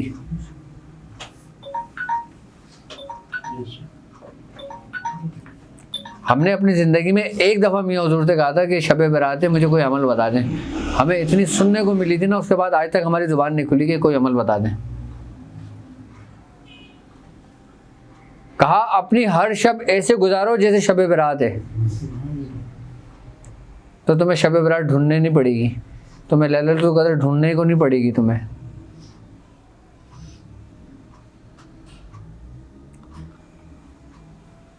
اب جو شب ہم سو کے گزار دی، ہو سکتا ہے وہی لیلۃ القدر تھی، اور جس میں ہم جاگے ہم سمجھے کہ یہی ہے، ہم گزر گئے پڑھ کر. تمہارا اپنا جو عمل ہے نا، صرف چاہے شب معراج ہو، شب برات ہو، محرم ہو، رمضان ہو، کوئی سا بھی دن ہو، اپنا عمل کرو، ہو گیا، آنکھ بند کر کے بیٹھ جاؤ. تم یقین کرو، تم کچھ بھی نہیں کرو، صرف آنکھ بند کر کے سکون سے بیٹھ جاؤ، تمہارے لیے وہ لمحے بھی عبادتوں میں شامل ہوں گے. کیونکہ تم اس کو وہاں ڈھونڈ رہے ہو جہاں بزرگوں نے ڈھونڈا،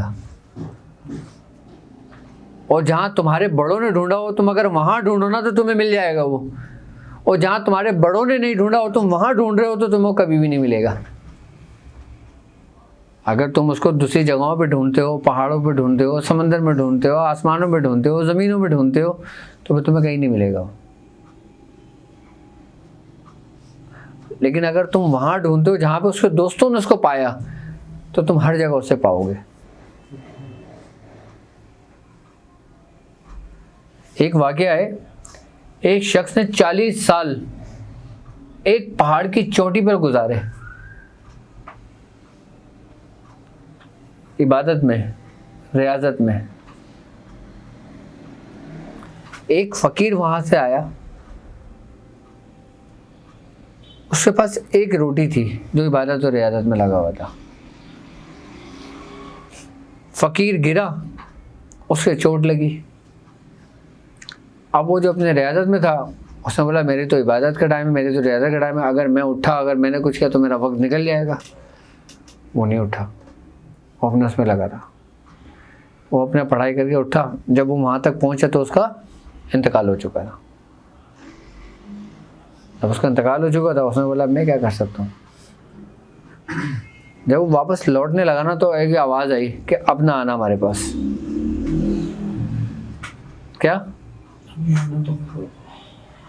وہی تیری قبولیت کا وقت تھا کہ جب تو چھوڑ کے اس کے پاس چلا جاتا، کیونکہ اس وقت وہ وہی تھا. جب ادھر دیکھا تو کوئی بھی نہیں تھا.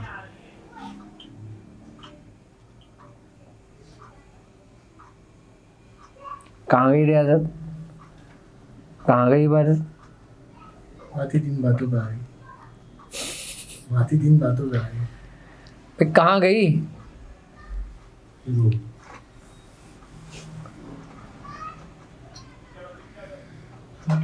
بھائی یہ بڑے عجیب گمبھیر ایک رستے ہیں،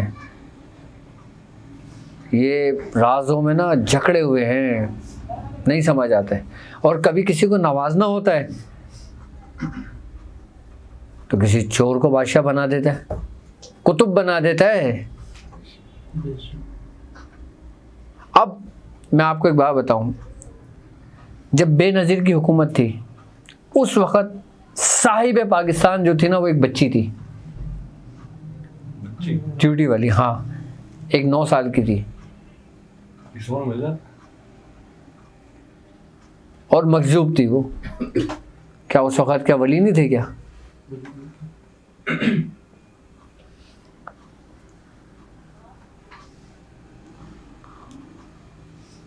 اور اس نے 10 سال حکومت کی اس بچی نے، کہ جس بچی کو دیکھ کے بزرگوں کو رشک ہوا اپنے وقت میں.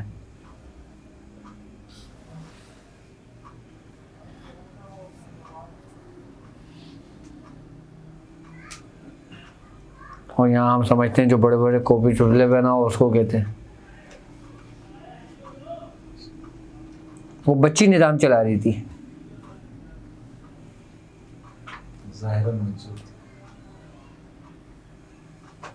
اب وہ ظاہرہ حقیقتاً تھی وہ.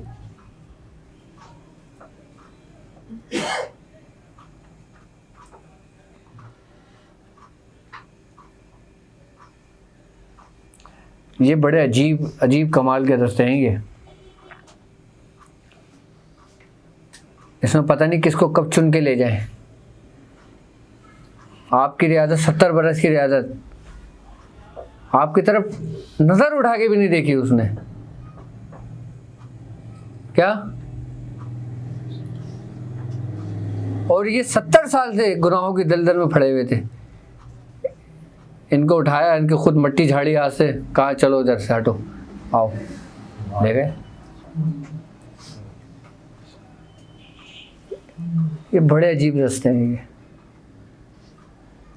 यहाँ पे बंदा अपने अमाल से नहीं बख्शा जाएगा। यहाँ पे जो मकाम और मर्तबे जो मिलते हैं ना, वो आपकी हैसियत देख के नहीं मिलते, आपकी रियाजत देख के नहीं मिलते, आपके अमाल देख के नहीं मिलते, वो उसकी अता से मिलते हैं, वो उसके फजल से मिलते हैं। वो जब बख्शने पे आता है तवाइफ को भी बख्श देता है, पानी पिला एक तवाइफ को भी बख्श देता है जो कुत्ते को पानी पिला देती है।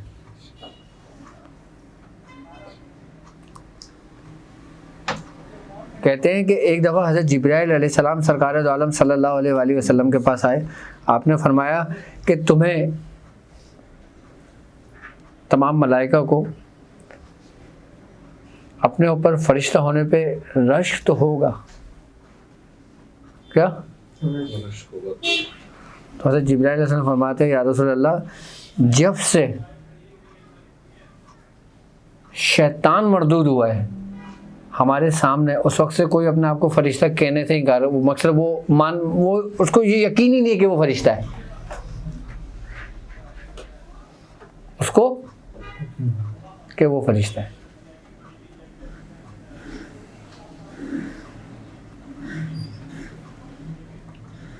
जो मुअल्लमुल मलकूत जिसको बनाया, जिसको बहुत बुलंद मकाम दिया, और उसके बाद सुम्मा रदत ना हो असफल साफिलीन पे फेंक दिया।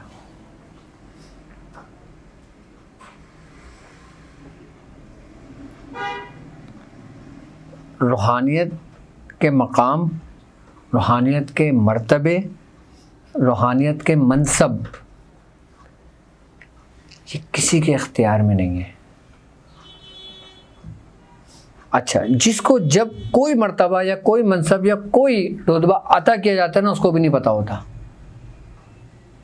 उसको सिर्फ ड्यूटी दी जाती है कि तुमने ये काम करना है।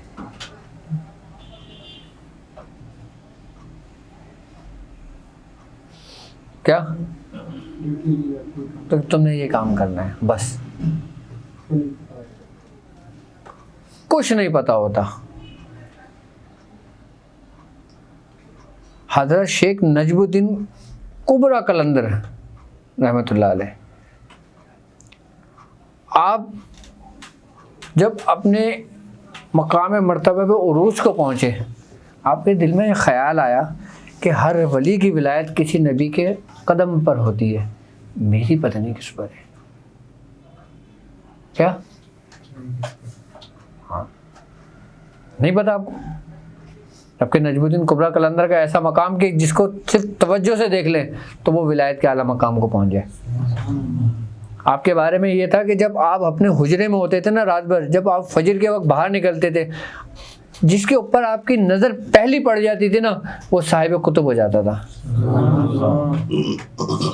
कहते हैं कि एक दफ़ा आप अपने हुजरे से निकले, कोई भी नहीं था, कुत्ता था, उस पर नज़र पड़ गई।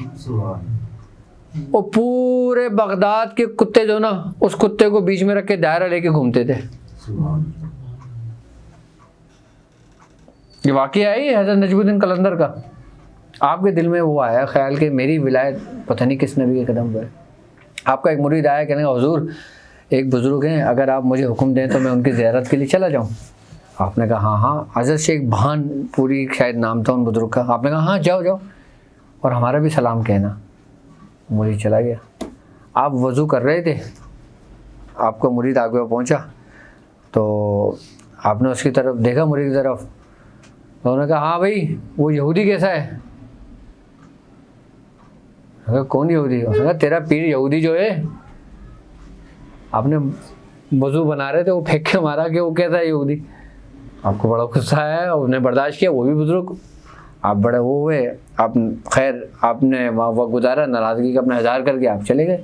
हज़रत शेख नजमुद्दीन कुबरा कलंदर पहुँचे। आपने फरमाया क्या बात हुई? आपने फरमाया कि मुझे बड़ा गुस्सा आया उन पर हुजूर। कह रहे हैं क्यों, क्या हो गया? कह रहे हैं उन्होंने मुझे देखते ही बोला वो यहूदी कैसा है। आपने कहा शुक्र अल्हम्दुलिल्लाह कि मेरी विलायत हज़रत मूसा के कल्ब पर है। کام کے بعد کام کہ میری جو ولایت ہے وہ صحیح ہے. حضرت موسیٰ علیہ السلام کے قدم مبارک پر ہے. اور جتنے بھی تمہیں کلندری ملیں گے نا اکثریت میں وہ اسی قدم پر ہوں گے. اچھا سرکار دو عالم صلی اللہ علیہ وآلہ وسلم کے قدم مبارک پہ بہت کم بزرگ گزرے ہیں.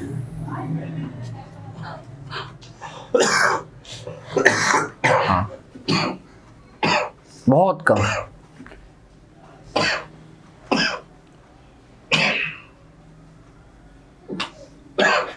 میں صرف ایک بزرگ کا بتاؤں جیسے حاجی وارث علی شاہ صاحب، آپ کی جو ولایت تھی وہ سرکار دو عالم صلی اللہ علیہ وآلہ وسلم کے قدم مبارک پہ تھی.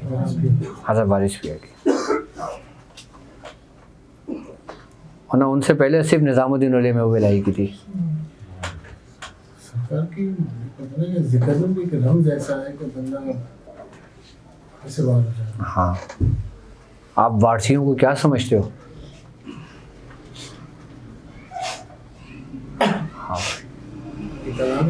حاجی وارث علی شاہ صاحب کے بارے میں ہے کہ آپ حج پہ گئے، آپ نے حج کیا، آپ مدینے آئے تو پہلے مزار بنا ہوا تھا حضرت بی بی فاطمہ الزہرا رضی اللہ تعالیٰ عنہ کا نا، تو مزار پہ تالا ڈلا ہوا تھا. آپ احرام میں تھے، آپ نے احرام نہیں اتارا تھا، سفید احرام پہنے ہوئے تھے. آپ جب مزار کے پاس کھڑے ہوئے تالا لگا ہوا، آپ نے بولا ماں اور بیٹے کا کیا پردہ؟ تالا ٹوٹ کے گرا، دروازہ کھلا، آپ اندر گئے، دروازہ بند ہو گیا. کافی دیر بعد آپ وہاں سے نکلے تو آپ کا جو رنگ تھا نا وہ پھر فاطمی رنگ پہ چڑھ گیا تھا. آج جو وارثیوں کا رنگ ہے نا یہ فاطمی رنگ کہلاتا ہے. یہ پھر اس کے بعد سے آپ نے اپنے جسم سے وہ احرام نہیں اتارا حاجی وارث علی شاہ صاحب نے. اور جہاں سے آپ گزرتے تھے نا وہاں سے کلمہ پڑھنے کی آوازیں آتی تھی. یہاں تک کہ آپ بیٹھے ہوئے تھے، کچھ علماء کرام آئے، کہنے لگے حضور ایک اسلامی کانفرنس ہونے والی ہے، آپ اس میں شرکت کریں. آپ نے فرمایا اس میں کیا ہوگا؟ تو انہوں نے کہا ہم مختلف منشور اپنے پیش کریں گے کہ ہم کس طرح دین کی تبلیغ کر سکتے ہیں، کس طرح ہم لوگوں کو مسلمان کریں یہاں پر نا. آپ نے کہا ہاں انشاءاللہ آئیں گے. کچھ ہندو آ گئے آپ کے پاس، کہنے لگے حضور ہمارے یہاں ہولی ہے، تو اسی دن ہولی تھی، اسی دن کانفرنس تھی. تو آپ نے ان کو کہا ہاں ہاں ہم آئیں گے. تو مولویوں نے کہا یار یہ کیا، ان کو بھی آئیں گے، ان کو بھی آئیں گے. وقت ہوا چلے گئے. آپ کانفرنس میں نہیں گئے، آپ ہندوؤں کے ساتھ ہولی کھیلنے لگے. تو وہ مولوی آئے، آپ نے کہا حضور آپ یہ کیا کر رہے ہو، یہ آپ ہندوؤں کے ساتھ ہولی کھیل رہے ہو، وہاں ہم کانفرنس میں آپ کا انتظار کر رہے ہیں. فرمایا تم نے کتنے مسلمان کرے؟ فرمایا نہیں ابھی پلاننگ ہو رہی ہے. آپ نے کہا دیکھو جس پہ رنگ آیا سب کلمہ پڑھ رہے تھے، جس پہ رنگ ڈالا اس کو اپنے رنگ میں رنگ دیا.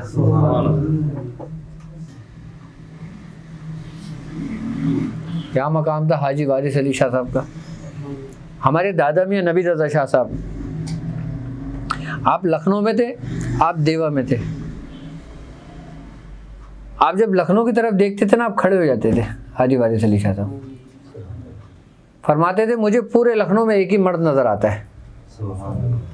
بعض بزرگ فرماتے ہیں، آپ فرماتے تھے کہ پورے ہندوستان میں مجھے ایک ہی مرد نظر آتا ہے، یعنی کہ حضرت نبی رضا شاہ صاحب تھے. آپ ایک دفعہ لکھنؤ ملنے آئے تھے حضرت نبی رضا شاہ صاحب، حاجی وارث علی شاہ صاحب. آپ نے ان کو چادر پہنائی تھی نبی رضا شاہ صاحب کو، جن کی نیاز میں کرتا ہوں، جن کی تاریخ مجھے ملی ہے ہمارے خانوادے میں 24 تاریخ ہم کرتے ہیں نا نبی رضا شاہ صاحب کی. یہ وہ بزرگ ہیں، یہ کہتے ہیں کہ ہندوستان کا روشن چراغ کہا جاتا ہے آپ کو کہا جاتا ہے جہانگیری چراغ. یہ جہانگیری کی روشنی جس نے ہندوستان میں پھیلائی ہے. آج جتنے بھی آپ کو ابو اللہ ملیں گے نا وہ تمام کے تمام حضرت نبی رضا شاہ صاحب کی مرہون منت ہیں. ہندوستان، پاکستان، بنگلہ دیش، ہر جگہ جہاں جتنے بھی ابو اللہ آپ کو ملیں گے. اور حبیب حضرت نبی رضا شاہ صاحب کا یہ مقام تھا کہ آپ 9 دن میں آپ نے 1.25 لاکھ مرتبہ چہل قاف کری تھی ایک وضو سے. آپ کو گلے کا کینسر ہو گیا تھا.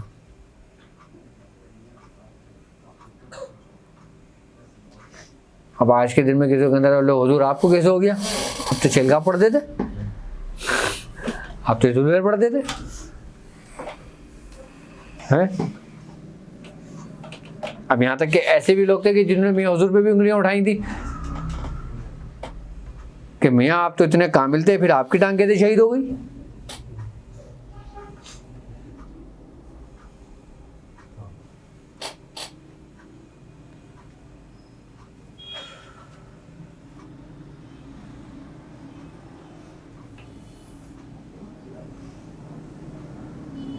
تو ایسے ایسے صاحب کمال بزرگ گزرے.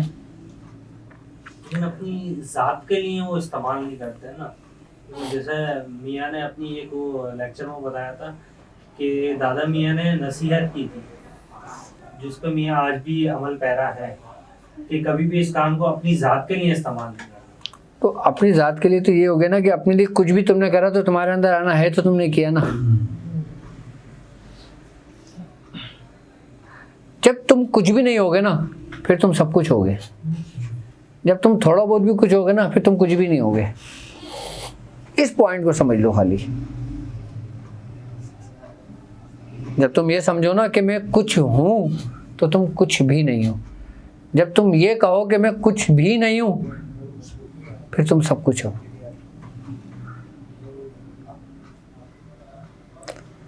جب انسان کچھ بھی نہیں ہوتا نا پھر اس کے اندر اس کا شیخ ہوتا ہے جو سب کچھ ہوتا ہے.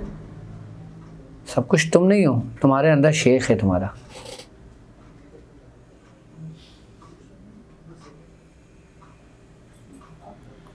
اور جب شیخ تمہارے اندر ہے تو پھر سب کچھ تمہارا ہے. اب حضرت سیدنا شیخ عبد القادر جیلانی رضی اللہ تعالیٰ عنہ آپ کے بارے میں بزرگان دین فرماتے ہیں کہ جو آپ کی جو ولایت تھی نا وہ حضرت ابراہیم علیہ السلام کے قدم مبارک.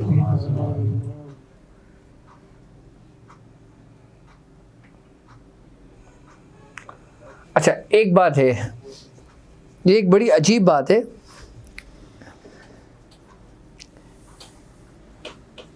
کہ 7 نبیوں کے قدم پر ہوتی ہے نا, لیکن ایک صدی میں ایک ہی قدم ہوگا, دوسرا نہیں ہو سکتا.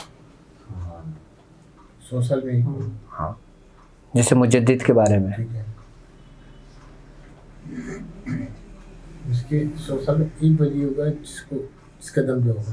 اب اس کی ترتیب اور اس کی عمر ہم کہتے ہیں 100 سال کا ایک وہ کہلاتا ہے, لیکن روحانیت کی دنیا میں اس کے بالکل برعکس ہے.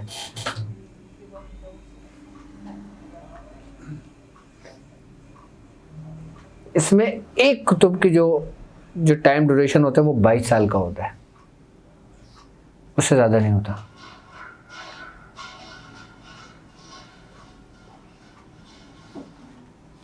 سرکار جو کتب الاقطاب ہو بابا فرید گنج کا ہر کی کیلکولیشن الگ ہے. جس طریقے سے ہوتا ہے نا کہ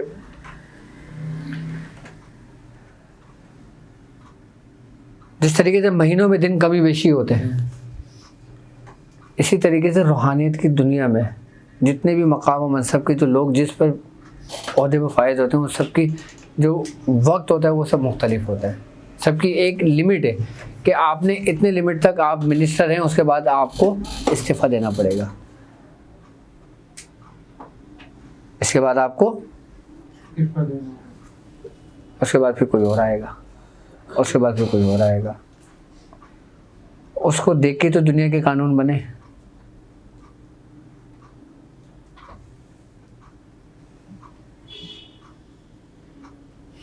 لیکن یہ اس پہ زبان نہیں کھولنی چاہیے بزرگوں کو,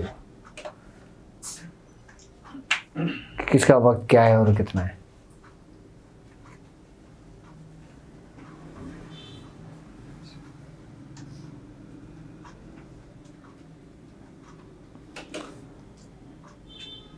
ہر کا ایک وقت ہوتا ہے، ایک مقررہ وقت ہے.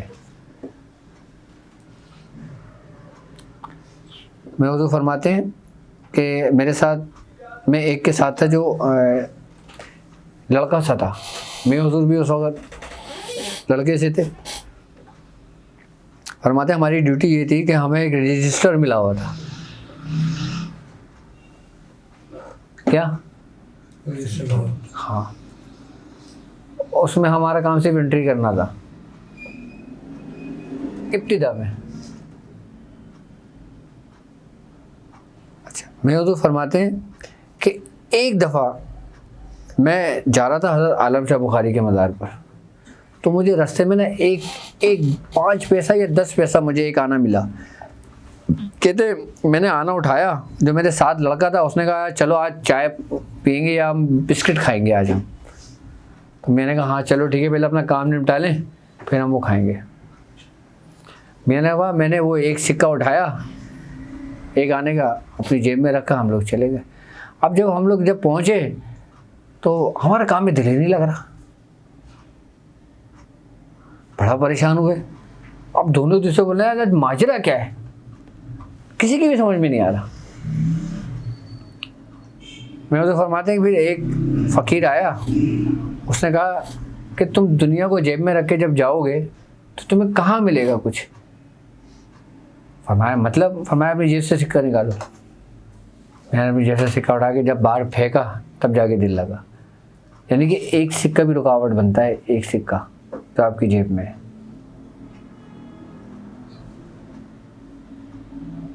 کیسی ڈیوٹیاں ہوں گی؟ پلاننگ ہی ختم نہیں ہوتی. پلاننگ ہی ختم نہیں ہوتی. حقیقت ہے، ایک سکہ تھا، ایک سکہ خالی، تو دل نہیں لگ رہا تھا.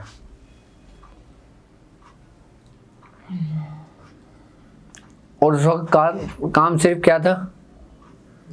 انٹری کرنا تھا. اب کس کی انٹری آج تک نہیں بتائی؟ کہاں کی انٹری آج تک نہیں بتائی؟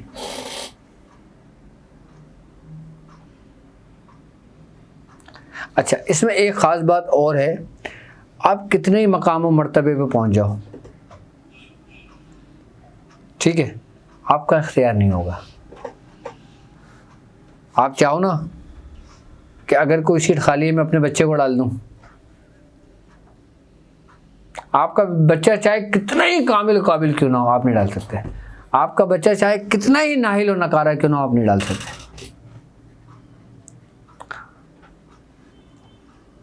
ہاں، سامنے والا اٹھا کے آپ کو کچھ بھی کہہ دے.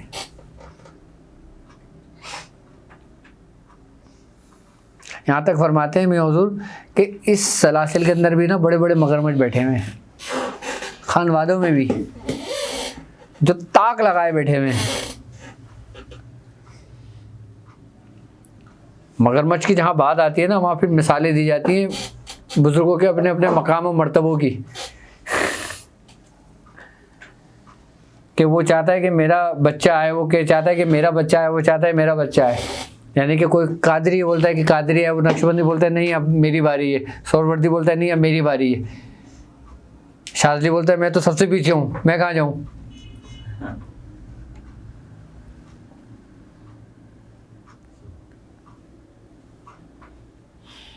اور پھر بعد میں فیصلے ہوتے ہیں.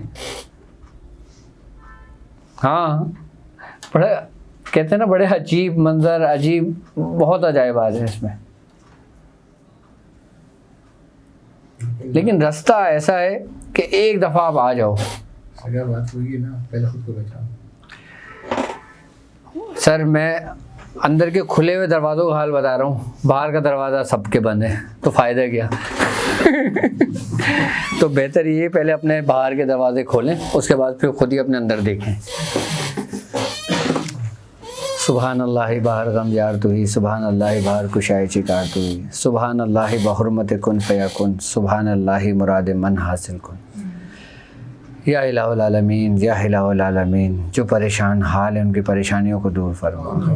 یا الہ العالمین، یہ چند لوگ جو تیری تلاش میں تیری راہ میں تجھے پانے کے لیے نکلے ہیں باری تعالیٰ، ان سے کوئی غلطی سرزد ہو جائے تو اپنے رحم و کرم اپنے فضل سے معاف فرما اور ان کو اپنے راستے پہ قبول فرما، ان چند لوگوں کو قبول فرما، ان چند لوگوں کو قبول فرما، حاسدین کے حسد سے محفوظ فرما، یا الہ العالمین تمام شیاطین کے شر سے محفوظ فرما، یا الہ العالمین ثابت قدم فرما، یا الہ العالمین ہر آزمائش سے ثابت قدم فرما، یا الہ العالمین ہم سب کے گناہوں کو معاف فرما، یا الہ العالمین ہم سب پہ رحم و کرم فرما، یا الہ العالمین ہمیں اپنے بزرگوں کی باتوں پر، بزرگوں کے راستے پہ یا الہ العالمین میں چلنے کی توفیق عطا فرما، ہمیں ان باتوں پہ عمل کرنے والا بنا، ہمیں بزرگوں کے رستوں پہ چلنے والا بنا، ہمیں ہمارے بزرگوں کے رستوں پہ ثابت قدم رکھنا، یا الہ العالمین ہمیں گمراہی سے بچا، ہمیں گمراہی سے بچا، ہمیں گمراہی سے بچا۔